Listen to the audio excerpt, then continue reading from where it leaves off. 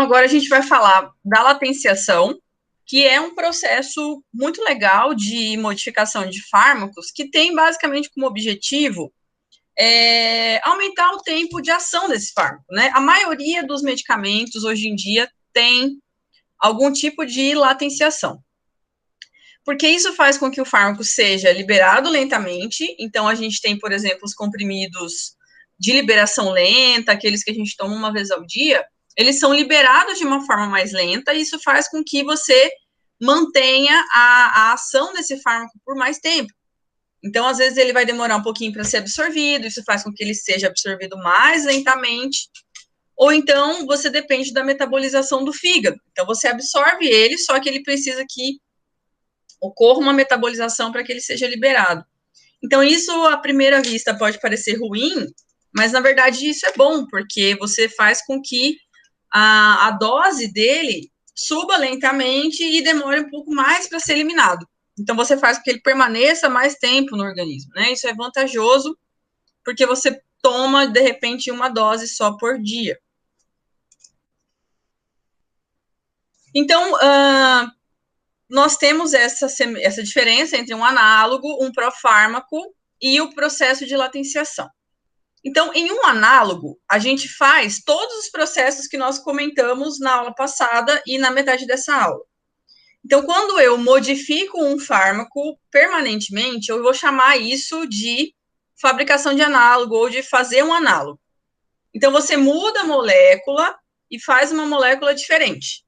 Então, ela não depende de metabolização, ela não vai precisar ser diferentemente alterada pelo seu organismo. Ela é uma molécula que você simplesmente mudou e nasceu outra. Certo? Então, o processo de fazer um análogo pode ser por adição, pode ser por dissociação, pode ser por inserção de carbono quiral, pode ser por abertura e fechamento de anel. Então, todos esses processos que nós vimos anteriormente, eles vão gerar um análogo. Agora, quando a gente fala de latenciação e de profármaco, a gente está falando de uma alteração na molécula, só que você não está fazendo uma alteração definitiva. Você só está mudando a forma como essa molécula vai ser absorvida ou metabolizada no organismo.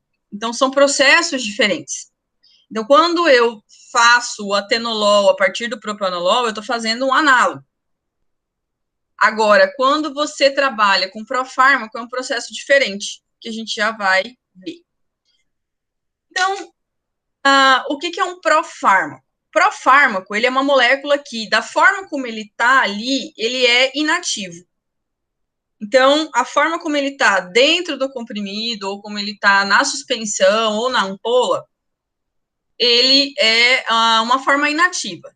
Ele está ali encistado. Agora, quando ele entra no organismo, ele vai ser metabolizado. Então, ele vai ser convertido em um composto biologicamente ativo. Então, esse processo de fazer um profármaco, ele acontece quando você tem, por exemplo, uma molécula que não consegue cruzar uma barreira, ou que não consegue adentrar o sistema nervoso central, ou que não consegue ser absorvido com eficiência. Então, você tem o fármaco, e esse fármaco sozinho, ele não é capaz de atravessar as barreiras biológicas.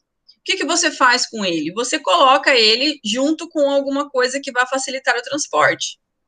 Então, por exemplo, a dopamina, ela é um neurotransmissor normal do nosso cérebro, certo? Só que a dopamina, se você tomar ela por via oral, ela não consegue chegar no cérebro. Então, a dopamina que você tem no seu cérebro é fabricada pelo próprio cérebro.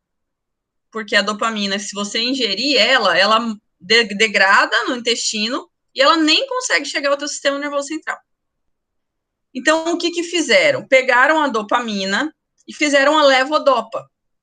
Então, adicionaram um grupo químico na dopamina para que ela se convertesse em um profármaco. Então, a levodopa, ela não funciona. Se a levodopa chegar lá no cérebro, ela não vai funcionar. Mas a levodopa é uma forma de levar a dopamina até o cérebro. Então, a molécula ativa, o fármaco ativo, muitas vezes ele tem algum problema de absorção ou de distribuição, E aí você faz uma modificação química. Então, você liga esse fármaco com um grupo químico que vai fazer o objetivo dele. Então, o que é esse grupo químico? A gente vai chamar isso de transportador. Então, é basicamente um Uber que vai levar esse fármaco até o local de ação dele. Só que a hora que ele chega no lugar, o Uber vai embora vazio e o fármaco é libertado. O fármaco sai desse transportador. Então, a gente tem vários tipos de transportador. E essa questão do profármaco vai te explicar, por exemplo, por que você tem propionato de betametasona, ou por que você tem sulfato de alguma coisa. Então, esses sais, geralmente, que vêm junto com a molécula, eles são o transporte. Ele transforma a molécula em um profármaco. Então, quando você tem o citrato de alguma coisa e o sulfato de alguma coisa, essa alguma coisa, ela é igual, mas o sal é diferente. Então, você tem, por exemplo, diclofenaco de sódio, diclofenaco de potássio, diclofenaco resinato, diclofenaco sei lá o que. Eu só lembro desses três. Cada um deles tem uma função específica. Você tem cataflã, você tem voltaren e você tem os sprays ou cremes que são o resinato. Então, cada um deles tem um direcionamento específico. Então, eu pego o diclofenaco, que é a molécula que tem ação anti-inflamatória, e eu ligo ele com um veículo que vai levá-lo para um lugar específico. Então, o diclofenaco de sódio, ele vai mais para tecidos duros, musculatura, e o diclofenaco de potássio mais para tecidos moles, como garganta, por exemplo. E o resinato, ele favorece a absorção do diclofenaco pela pele. Então, você liga o diclofenaco com alguma coisa que vai levá-lo até onde ele precisa chegar. Então, a latenciação é você pegar uma molécula e convertê-la em um profármaco. É o processo. Latenciação é o processo e o profármaco é a molécula que está ali de forma inativa. Então, você tem um fármaco ligado a alguma coisa e essa alguma coisa vai levar o teu medicamento até o local onde ele precisa chegar. Deixa eu ver aqui.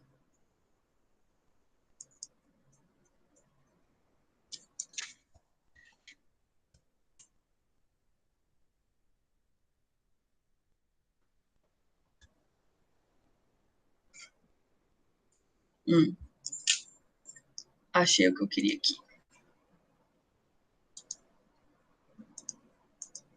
Opa. Peraí, gente.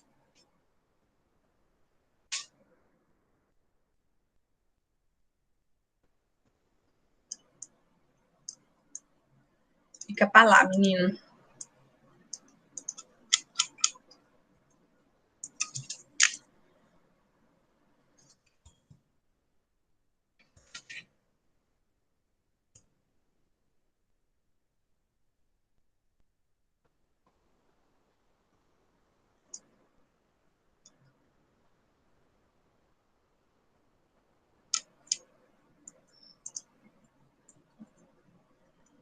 Enfim, esse exemplo aí já está bom, porque. Nhau. Gente.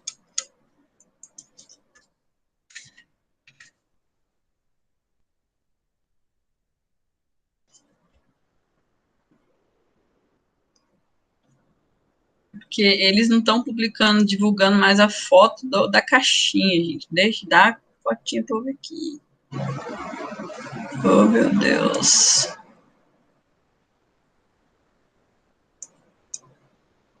Tá bom, vai sim.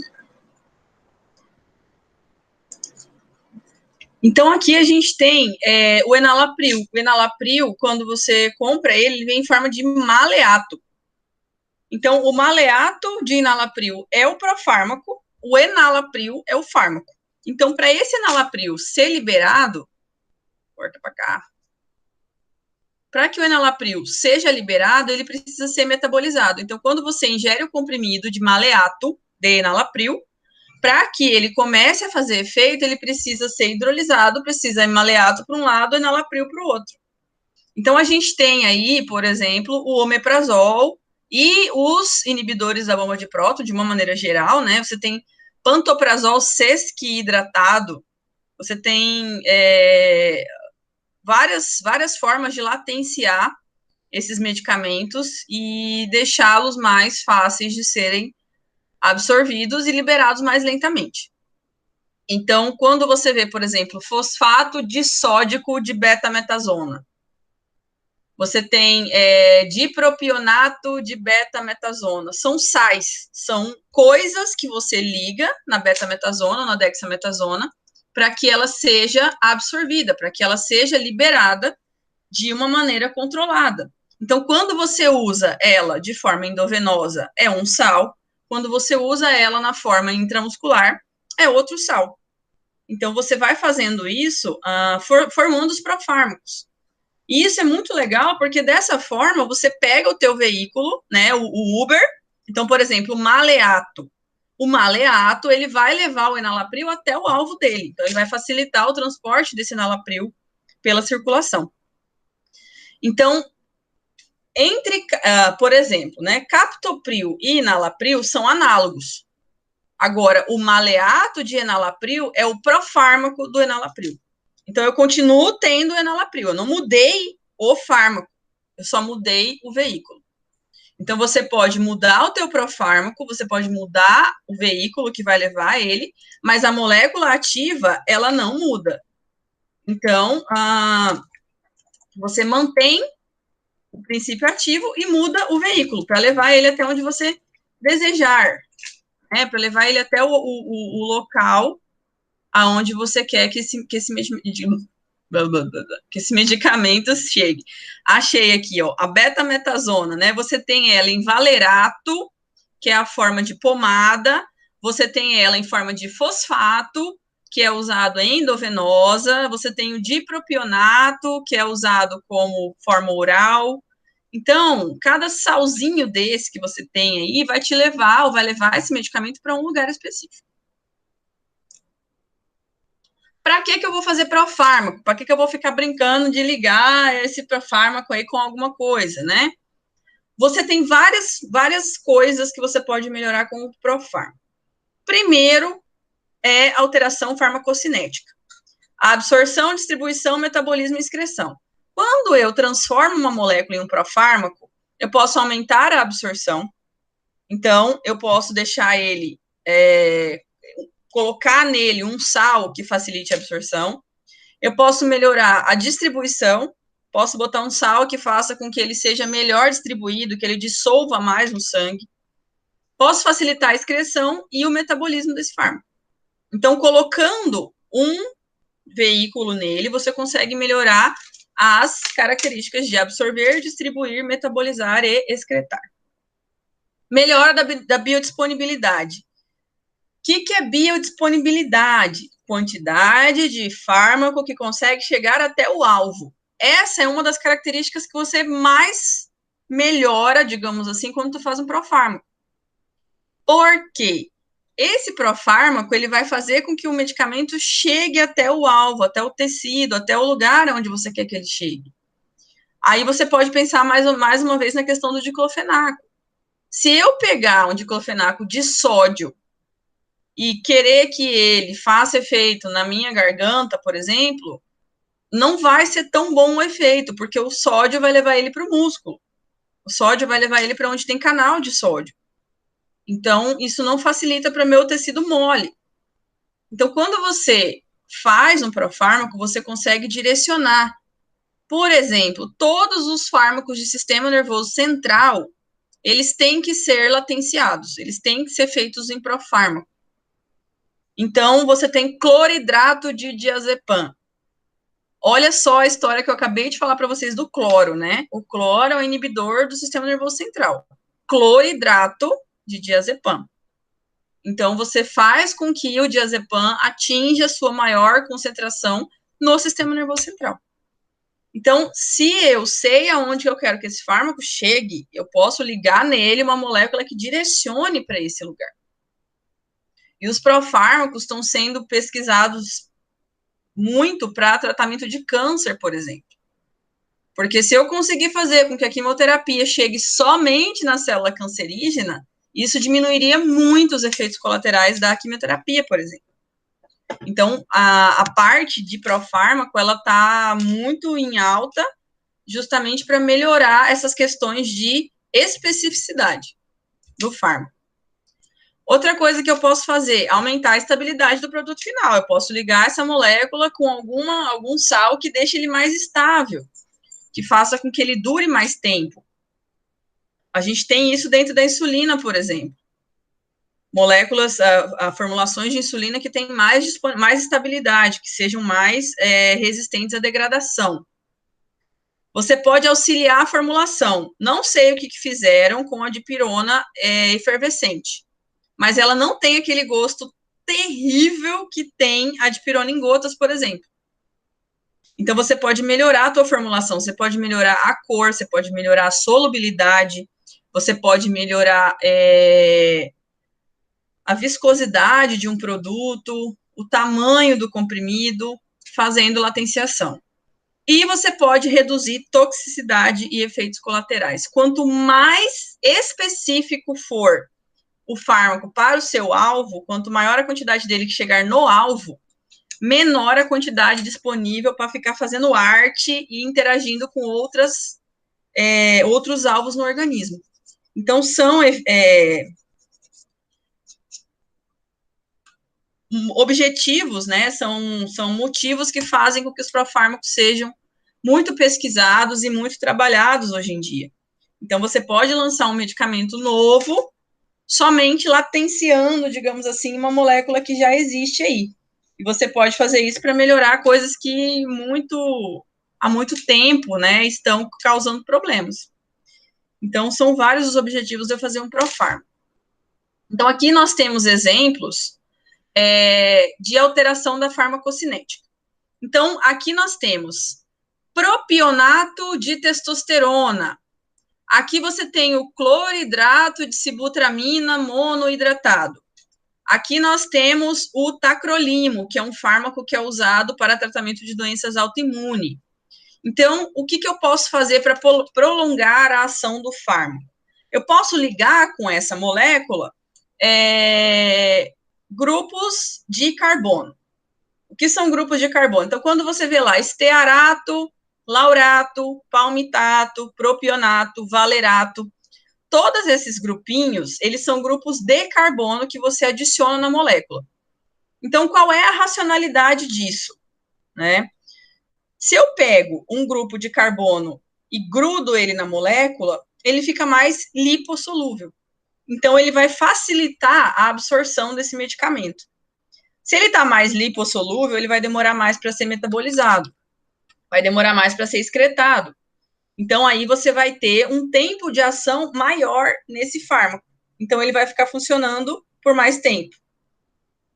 Então, esterificar é você ligar com um grupo de carbono. E aí a gente vai ter o propionato de betametasona aqui, enfim. Outra forma é a formação de complexo. Então, como eu disse para vocês, a questão da insulina. Então, na insulina, tem a insulina complexada com o zinco e com a protamina, que é uma moléculazinha maior que você liga com a insulina, e isso faz com que ela seja liberada mais lentamente também. Temos os sais, cloridrato, tartarato, malonato, e nós temos os polímeros. Então, a gente tem aqui o exemplo de um polímero. O que é um polímero?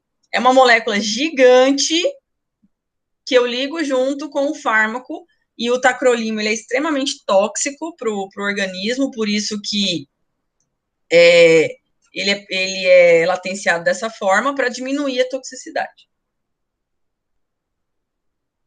Então, aí você tem o motivo pelo qual os fármacos vêm em forma de sal. Então, quando você olhar agora para um comprimido e você vê que tem lá um nominho antes do princípio ativo, é porque esse fármaco é latenciado. Porque esse fármaco, ele é ligado com alguma coisa para melhorar alguma característica dele. Você pode aumentar a hidrossolubilidade. Então, como eu disse para vocês, quando você liga grupos OH na molécula, ela fica mais hidrossolúvel. Então, se você vê algum fármaco que vem hidroxi, não sei o que lá, é porque tem grupo OH, é para deixar essa molécula mais hidrossolúvel. Você consegue mudar, por exemplo, a localização do fármaco. Ciclofosfamida é um fármaco para quimioterapia. Ela é derivada de um veneno, literalmente. Ela é derivada de um agente tóxico que se chama, que é o agente mostarda, né? O agente mostarda, que foi usado na Guerra do Vietnã, que matou muita gente, ele é a forma ativa da ciclofosfamida que é usada na quimioterapia. Então, é feita uma latenciação da fosfamida em forma de ciclofosfamida e a hora que ela é metabolizada, ela consegue, então, liberar a fosfamida. Você pode regular o transporte. Então, o que é regular o transporte? Trago de novo para vocês a questão das sulfas. Você tem sulfa colírio, você tem sulfa que é absorvida e você tem sulfa que não é absorvida. Então, por exemplo, quanto maior a molécula de sulfa, quanto maior o grupo que você liga nela, mais você deixa ela difícil de ser absorvida. Então, você consegue dificultar a absorção, aumentando ou colocando junto com ela um veículo, um grupo que, na hora que ela for fazer efeito, ela vai ser metabolizada. Então, por exemplo, do benzeno para frente é a parte onde vai, essa região do meinho aqui, né? É a parte que vai fazer efeito farmacológico. Essa região aqui da direita é o que eu mostrei para vocês naquela última imagem do primeiro tempo da aula. Então, aqui é o grupo que fica mais solúvel em água. Então, a sulfa, ela tá do benzeno para frente. Então, do outro lado do anel, eu posso latenciar.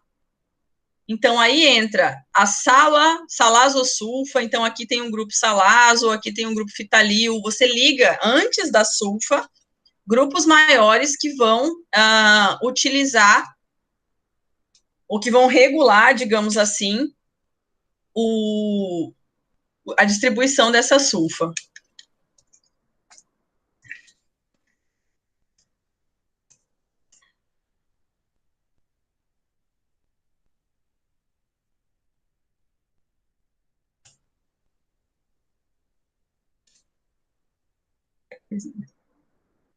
Outra coisa que você pode facilitar bastante, que você pode melhorar com a questão da latenciação. Melhorar a vida útil do fármaco. Vida útil é vida de prateleira, tá? É a validade desse medicamento.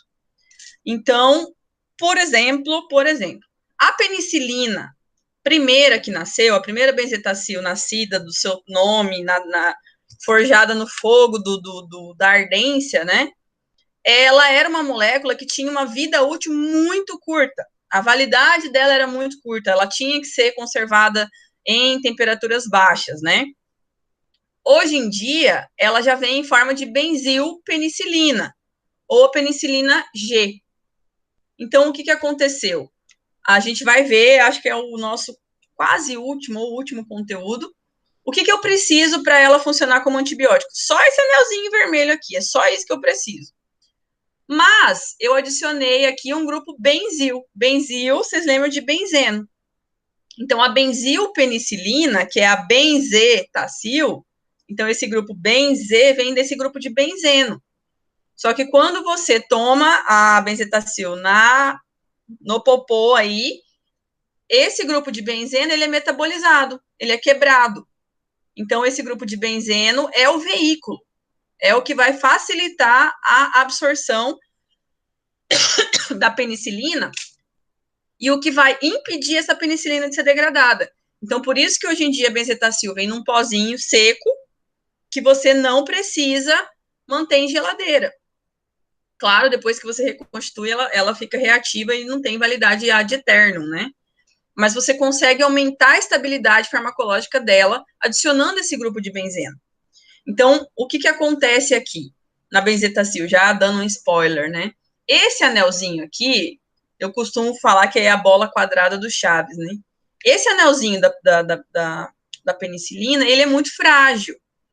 Ele abre com muita facilidade. E se ele abrir, ela não funciona mais.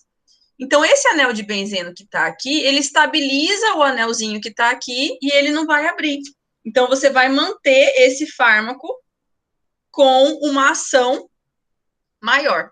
Então, ele permanece útil, né? Ele permanece válido, com prazo de validade maior, porque eu não deixo degradar. Esse anelzinho de benzeno aqui, então a benzilpenicilina é o grupo penicilina ligado com o anel de benzeno.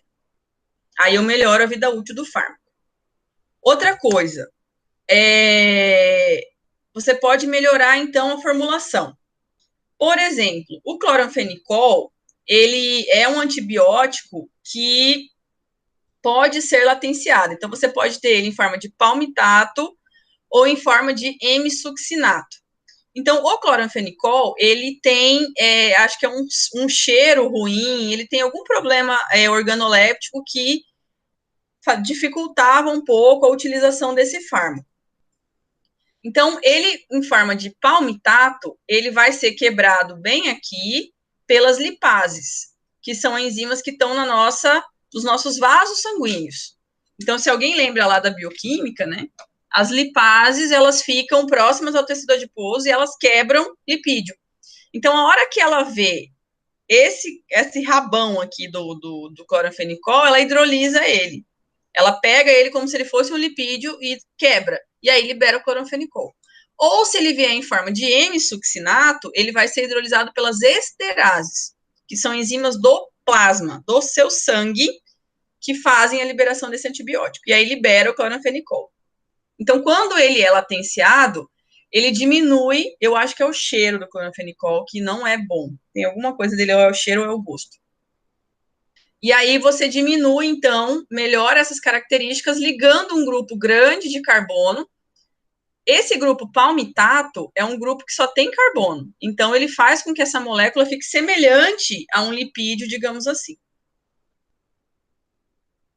Você pode também diminuir toxicidade ou efeitos colaterais, ligando esse fármaco com um pedacinho de um aminoácido ou com um pedacinho de uma proteína. Então, você pode usar um aminoácido, por exemplo, como transportador de fármaco. Isso acontece muito para fármacos que são usados em quimioterapia e fármacos usados para tratamento de doenças autoimunes, que são usados para uso contínuo, né, que são geralmente muito tóxicos. Então, quando você liga essa molécula em um aminoácido, você deixa ela mais aceitável pelo organismo. Então, por exemplo, tem uma sulfa que ela é ligada com um pedaço de glutamina, que é glutamil sulfametoxazol. Então, glutamil é uma parte de um aminoácido chamado glutamina. Então, você liga a sulfa, lembra do benzeno para frente, você liga a sulfa com um aminoácidozinho aqui. E ele vai, então, fazer a latenciação dessa sulfa aí. Então, aqui eu só vou voltar. Por isso que se faz um profármaco, então. Então, o que eu faço no profármaco? Você pega o teu fármaco ativo, então você vai pegar, por exemplo, o paracetamol. O paracetamol não precisa latenciar, tá? Mas vamos supor que você queira fazer um paracetamol latenciado. O que você quer fazer com ele? Você quer que ele tenha uma dose menor, você quer que ele tenha uma solubilidade maior, enfim. O que eu faço? Eu vou ligar o paracetamol com alguma coisa, vou ligar, por exemplo, com palmitato. Então, vou fazer palmitato de paracetamol. Então, o paracetamol continua sendo ele, só que você gruda nele, você liga com ele o palmitato, que vai dar alguma característica desejável. Então, você pode, com isso, fazer essas alterações. Então, eu faço isso fazendo esse monte de sal. Então, toda vez que você agora pegar uma caixinha de remédio, você vê que tem lá stearato, valerato, propionato, são fármacos latenciados. O cloridrato, né, cloridrato de sibutramina, cloridrato de benzidamina, são fármacos latenciados. Então, eles estão na sua forma inativa, e para ele funcionar, eu dependo da metabolização no meu corpo. Então, toda vez que eu tomar um propionato de betametasona, eu preciso que o meu corpo metabolize ele para liberar a betametasona. Então, quando você faz um profármaco, você está latenciando aquele medicamento. Então, eu estou latenciando a testosterona, estou latenciando a sibutramina. Então, latenciação é o processo de fazer o profármaco.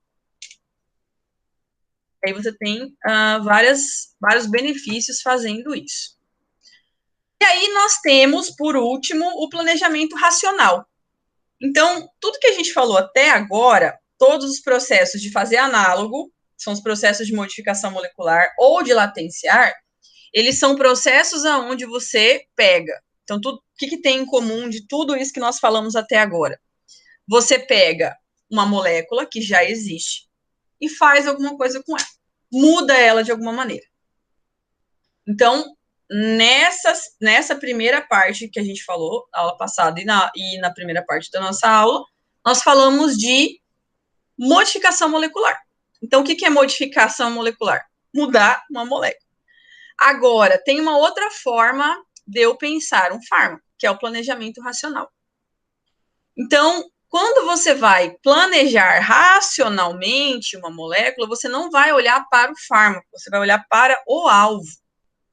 Então, o que a gente vai fazer? A gente vai lá naquele banco de proteínas, eu vou pegar a proteína do meu interesse, eu vou pegar o alvo que eu quero procurar. Então, por exemplo, eu quero fazer um fármaco para o coronavírus. Vou fazer um fármaco novo para coronavírus.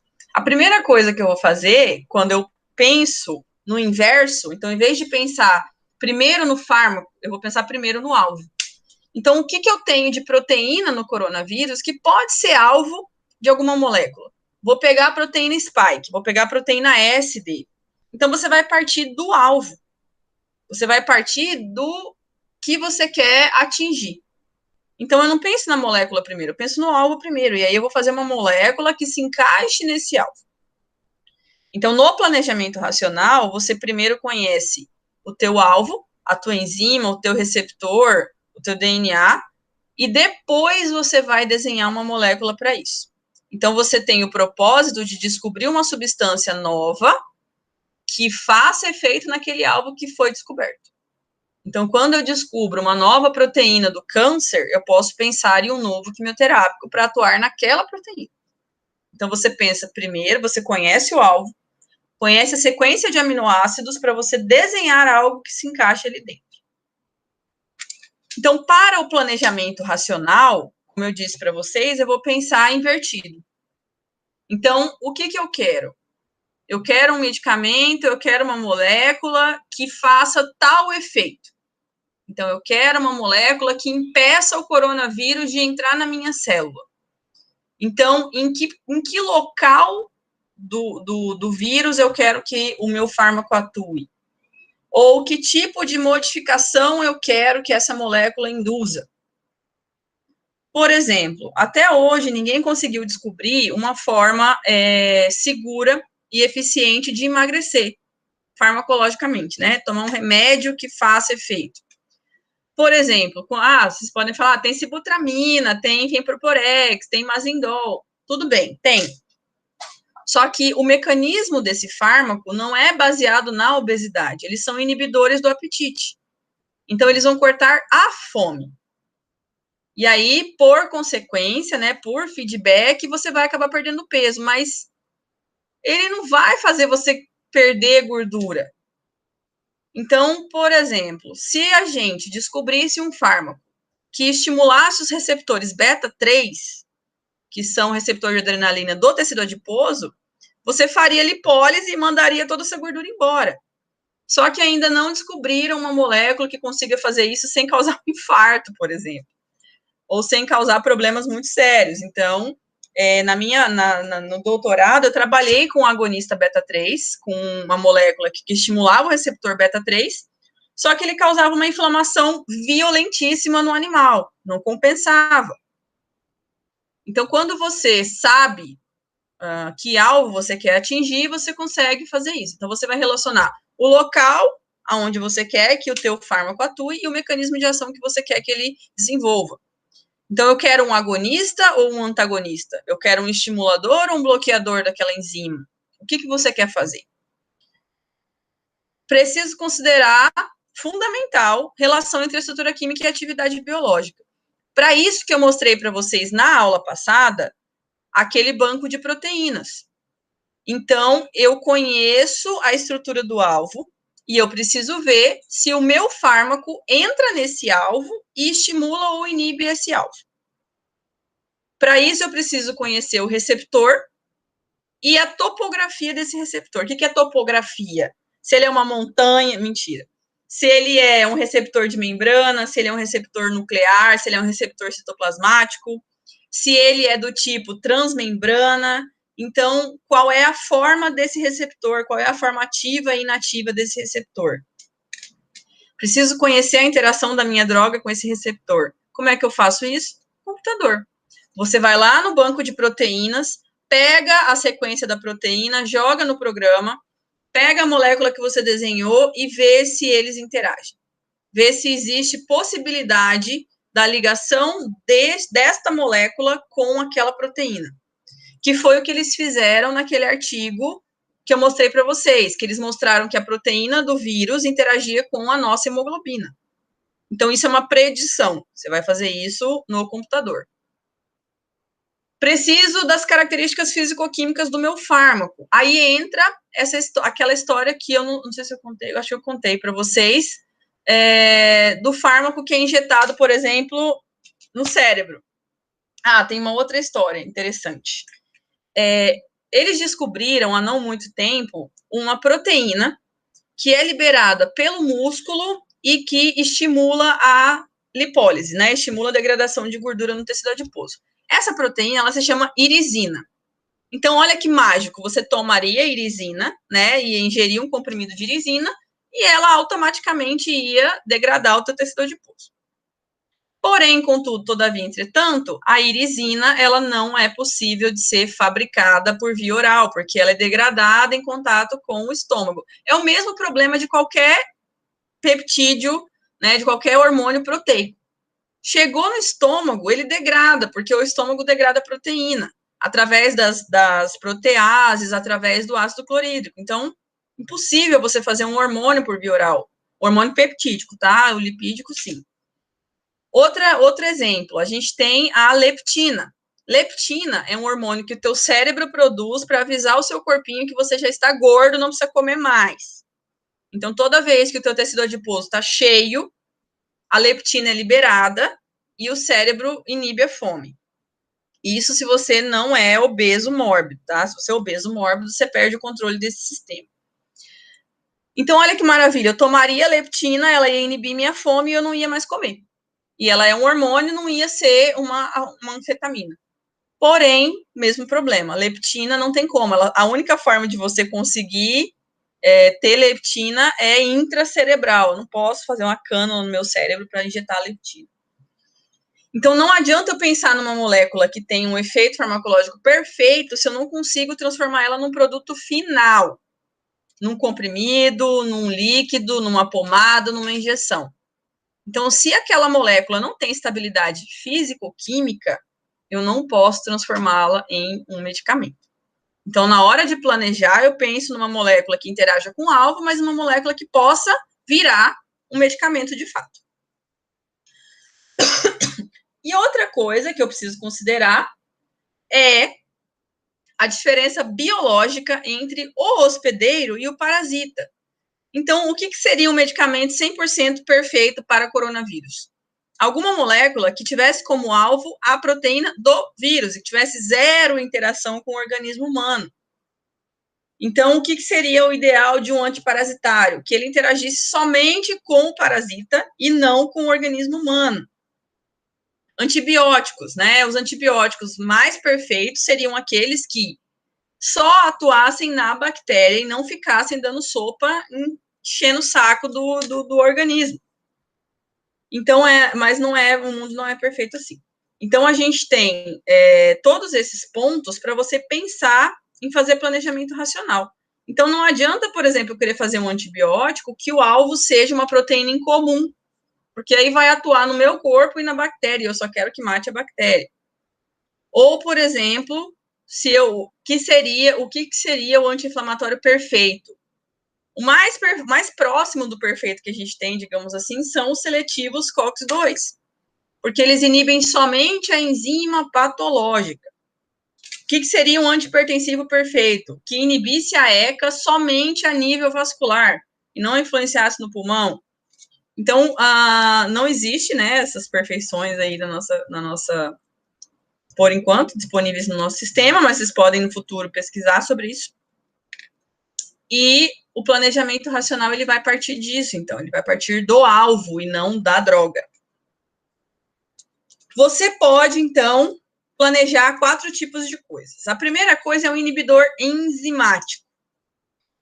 Então, a gente conhece a enzima. Se eu conheço a enzima, eu posso planejar um fármaco que iniba alguma enzima. Então, por exemplo, a produção de dopamina, que é o neurotransmissor central, quando você tem esquizofrenia ou quando você tem epilepsia, aumentam muito os níveis de dopamina. Então, o que você quer? Você quer inibir a dopamina. Então, a conversão de dopa em dopamina é feita por uma enzima que chama dopa-carboxilase. Se eu inibir essa enzima aqui, eu consigo bloquear a síntese de dopamina. Outra forma de fazer a dopamina é a partir de noradrenalina. Então, aqui eu tenho uma outra enzima, dopamina beta-hidroxilase. Então, se eu inibo essas enzimas, eu consigo cortar a síntese de dopamina. E dessa forma, eu vou diminuir a atividade dopaminérgica central.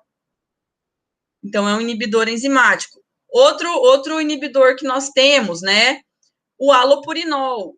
O halopurinol, ele é usado para tratamento de gota. Então, a gota é o acúmulo de ácido úrico nas articulações. Então, você tem uma enzima que se chama xantina oxidase. Essa enzima, ela é o alvo do halopurinol. Então, ela inibe a xantina oxidase, impedindo a fabricação do ácido úrico. Então, para que o teu organismo produza o ácido úrico, eu preciso da ação da xantina oxidase. Se eu inibo a enzima, eu não faço ácido úrico. Então, eu inibindo essa enzima, eu bloqueio a síntese do ácido úrico e eu vou melhorar a gota. Eu tenho a simvastatina, que é inibidora da HMG-CoA redutase, a primeira enzima de síntese do colesterol. Então, inibidores enzimáticos, eles só perdem para os que atuam em receptor. Mas você pode, então, desenhar uma molécula que faça a inibição de uma enzima. Então, você inibe farmacologicamente essa enzima, ou seja, você desenha uma molécula que vai lá e bloqueia a ação da enzima. E aí você vai reduzir a produção do substrato. Então, por exemplo, quando eu inibo a xantina oxidase, eu bloqueio a síntese do ácido úrico, eu vou diminuir o ácido úrico. Quando eu bloqueio a dopa descarboxilase, eu bloqueio a produção de dopamina, eu reduzo a quantidade de dopamina. Então, um inibidor enzimático, ele vai reduzir o produto. Outro exemplo, a gente tem o Xenical. Ele está com outro nome na farmácia agora. O Xenical, ele inibe a lipase intestinal. Então, ele vai lá, bloqueia a ação da lipase, você não digere gordura. Consequentemente, você não absorve a gordura. Então, tem muitos fármacos aí que atuam como inibidores de enzimas, e dessa forma você inibe a produção do produto. Isso mesmo, Kátia. Ele, na verdade, imita o substrato da enzima. Então, a enzima pega ele como se ele fosse a aloxantina, e aí a enzima, na hora que pega ele trava ela, não deixa ela agir. Orlistat, obrigado, Eva. Isso mesmo. O Orlistat, ele chamava Xenical, agora mudou de nome para disfarçar a merda que ele fazia, literalmente, né? O que o Orlistat faz? Ele inibe a lipase no intestino. Então, você não digere o lipídio e, consequentemente, você não absorve. É um mecanismo muito bacana se não fosse os efeitos secundários. Se você não absorve a gordura, você vai eliminá-la da forma como ela entrou. Então, basicamente, as suas fezes vão ficar gordurosas. Então, você tenta imaginar aí você segurando óleo, segurando o azeite no teu intestino. Não para, gente. E aí, antigamente, né, quando lançou o Xenical, tiveram vários relatos de acidentes sinistros de pessoas que não conseguiram segurar o intestino e aí se cagou todo, literalmente. Porque não dá para segurar. Mas ele funciona. Se você ficar em casa, sentada no vaso o dia todo, de repente você faz uma sessão de Orlistat aí. Mas, gente, eu já vi uns coquetéis loucos, tipo assim, pega o paciente, dá Orlistat, dá Sibutramina, dá chá verde, faz uma combinação aí maluca e quase mata o ser humano. Aí a pessoa fala, mas eu emagreci. Isso aí, Vivi, tá de quarentena, já fica lá. Assiste a aula sentada no vaso, mas não abre a câmera, muita intimidade. E aí a pessoa emagrece. Nossa, um amigo meu, doido, ele falou para mim, tem um cara lá dos Estados Unidos, ele é brasileiro, mas ele passa dieta pra galera e não sei o quê. E aí, tipo assim, ele passa um monte de termogênico, e ele passa o Orlistat, e ele passa inibidor do apetite. Lógico que a pessoa vai emagrecer, né? Mas ela vai dar um choque super violento no organismo, fora a diarreia. O Orlistat é pior do que o sal amargo. Tem gente que toma sal amargo, né, para dar diarreia, para limpar o intestino. É umas coisas loucas, né, gente? Fazer esforço ninguém quer. Eu também não queria, não, mas fazer o quê, né? É a vida. Aqui a gente tem exatamente, automedicação. Mas farmacêutico pode. Mentira, não pode, não. Pode sim. O Aldomet, né, que é um medicamento usado para tratar hipertensão em gestantes. Nós temos outra forma de planejamento racional, que são os antimetabólicos. Esses mecanismos, eles são os principais mecanismos para a quimioterapia. Então, não sei se vocês já ouviram falar, né, como é que funciona uma quimioterapia. O quimioterápico, o fármaco, né, usado, ele simula um dos mecanismos, tá? Tem vários tipos de quimioterapia, mas uma das classes é o antimetabólico. O que ele faz? Ele finge que ele é uma base do DNA. Então, ele finge que ele é uma adenina, que ele é uma uracila, que ele é uma timina, ou do RNA também, né? Então, ele parece uma daquelas letrinhas do DNA, a TCG e mais a uracila do RNA. E aí, o câncer, ele tem uma característica que é a divisão celular intensa. Então, ele divide muito. E aí, o que ele faz? Ele pega essa base nitrogenada, achando que é uma base normal, mas, na verdade, é o medicamento. E aí, na hora que a célula vai dividir, ela vê que aquele DNA está defeituoso. Então, o fármaco, né, o medicamento, entra como se fosse uma base do DNA, e a hora que a célula vai checar, esse DNA aí está defeituoso. Então, ele é um antimetabólito, ele parece uma molécula normal do metabolismo, porém ela não é, ela não funciona. Então, a hora que o tumor pega esse metabólito aí, ele vai checar e vai falar assim, opa, esse DNA está com defeito, mata essa célula. Só que, o que vai acontecer? Todas as células que estiverem em divisão celular vão pegar essas bases erradas. Por isso que você tem uma fragilidade muito grande do paciente, porque não é só o tumor que vai ser enganado, digamos assim. Então, todo tecido que tem grande divisão celular, como é o caso do folículo capilar, como é o caso, né, de todos os folículos do organismo, os folículos, eles param de gerar fios, porque são células que se dividem em grande quantidade. E aí, ele pega essa base, a base não presta, ele joga a célula fora. Então, é o que a gente chama de antimetabólito. Você imita alguma coisa do seu organismo e a hora que ele vai pegar, já era, porque essa base não funciona. Então, vocês vão fazer, ou estão fazendo, eu acho que vocês vão fazer ainda, uma disciplina com a professora Daiane, e ela vai mostrar isso para vocês. Então, o nosso DNA, ele tem um mecanismo de checkpoint. Então, para que o seu DNA seja aceito, ele precisa estar perfeito. Então, existem checagens, mecanismos de checagem do DNA, para você ver se ele está perfeito. Se aquela célula estiver ok, beleza, pode ir para o mundo. Se deu alguma coisa de errado no DNA, mata a célula, tira ela da circulação. Então, assim, quando ocorre uma mutação, é uma coisa muito rara, porque normalmente o seu organismo, ele consegue ver se tem alguma coisa errada no processo. Mas algumas coisas passam, né? Outro tipo de planejamento racional são fármacos que vão doar grupos de carbono, que são o que a gente chama de agentes alquilantes. Também são fármacos antineoplásicos, só que esses são usados não só em câncer, mas em outras doenças autoimunes também. A gente tem aqui como exemplo a ciclofosfamida.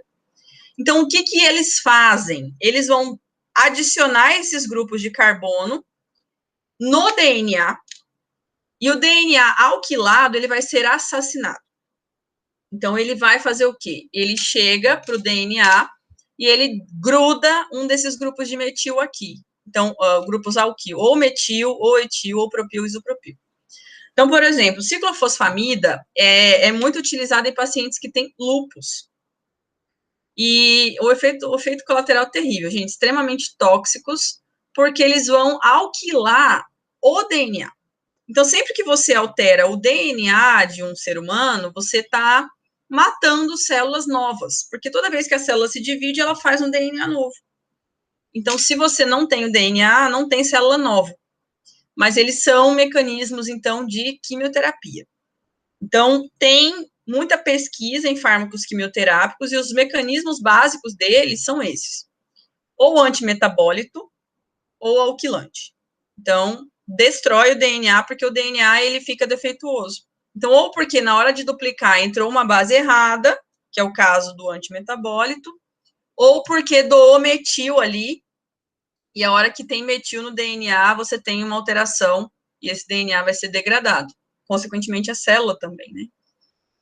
Inclusive, esse processo de alquilação, ele pode acontecer naturalmente também, com o uso de cigarro, com o uso de dieta rica em açúcar ou em gorduras, você pode alquilar o teu DNA. Só que, é lógico, é um nível muito baixo, né?